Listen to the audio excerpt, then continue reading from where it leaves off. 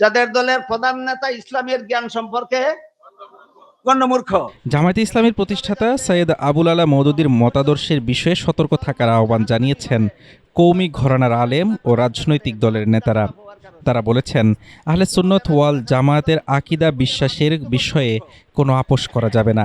একই সঙ্গে এ বিষয়ে কওমি ঘরানার দলগুলোকে ঐক্যবদ্ধ থাকার আহ্বান জানিয়েছেন তারা। জঘন্যতম গণ্যমূর্খ ছিল। সে নিজের বিভিন্ন লেখায় স্বীকার করেছে, আমি জাগতিক বিদ্যার দিক দিয়েও পর্যাপ্ত পরিমাণে বিদ্যা অর্জন করার সুযোগ লাভ করতে পারিনি। কওমি অঙ্গনে জামায়াতের অনুপ্রবেশ ঘটছে বলে অভিযোগ করে বক্তারা বলেন, আকীদার প্রশ্নে আপোষ করলে কওমি অঙ্গনের স্বাতন্ত্র্য ক্ষতিগ্রস্ত হতে পারে। তাই জামায়াতের নেতৃত্বে ইসলামপন্থী দলগুলোর কোনো রাজনৈতিক ঐক্য না করার আহ্বান জানান আলেমরা। মোদী সাহেব যে ভ্রান্ত নীতিগুলা করেছেন, এর মধ্যে মৌলিক ভ্রান্ত একটা নীতি হলো সাহাবা সত্যের মাপকাঠি নয়। হেফাজত ইসলামের নায়েবে আমির আল্লামা আব্দুল হামিদ বলেছেন, যারা সাহাবায়ে কেরামকে সত্যের মাপকাঠি হিসেবে গণ্য করে না তারা ইসলামের শত্রু। জামায়াতে ইসলামী কোনোদিন ইসলামের কাজ করেনি বলেও মন্তব্য করেছেন তিনি।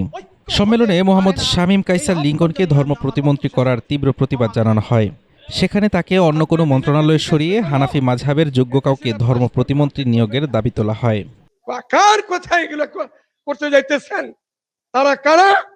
একই সঙ্গে হিজবুত তাওহীদের কার্যক্রম ও প্রচারণা নিষিদ্ধ করা, কাদিয়ানীদের রাষ্ট্রীয়ভাবে অমুসলিম ঘোষণা এবং সংসদে পাশ হওয়া বিতর্কিত শ্রম আইন বাতিলের দাবি জানান ঈমান আকীদা সংরক্ষণ কমিটির নেতারা। হাফিজুর রহমান তুষার, ঢাকা টুডে। ইহুদিরা করে না, দুনিয়া ভরা করে নাই, আপনাদের সে কাজটা করেন না, ভালো হবে।